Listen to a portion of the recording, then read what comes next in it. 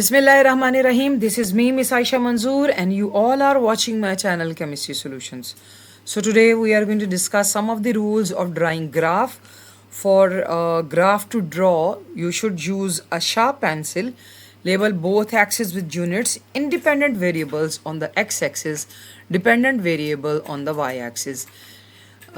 Label with quantity or units, choose appropriate scale. Use crosses X to mark the data points.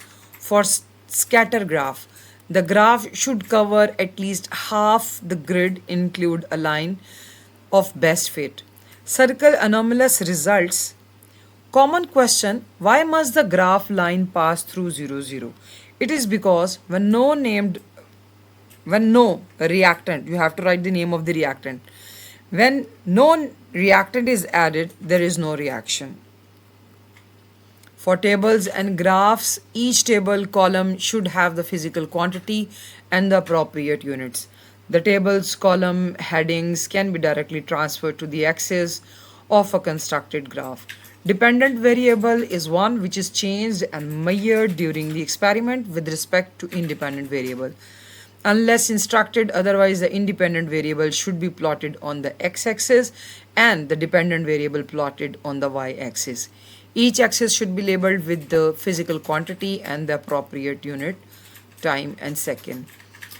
For the numerical values, data should be recorded so as to react the precision of the measuring instruments. The number of significants given for calculated quantities should be appropriate to the least number of significant figures in the raw data used. Use cross, better to use cross. You can draw the circle as well, but better to use cross. Large dots are penalized. Each data point should be plotted to an accurate of over and half of each of the smallest squares on the grid. So best trend line should be a single thin smooth straight line or curve. The line does not need to coincide exactly with any of the points where there is scatter evident in the data. Examiners would expect a roughly even distribution of points on either side of the line over its entire length. Anomalous points should be ignored when drawing the best trend line.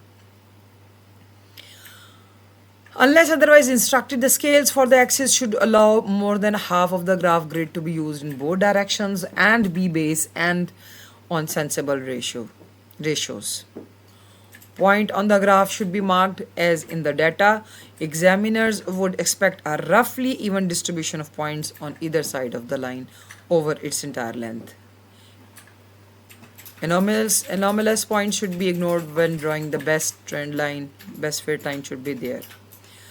So these are all about the graph. Whenever you are asked to draw a line of intersect, it means in the graph you people are going to draw a straight line, then another line will come.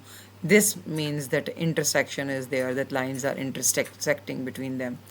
So this is the end of the lesson. I hope so that you people have learned it very well. Consistency is the key of success. Signing off, Miss Aisha Manzoor.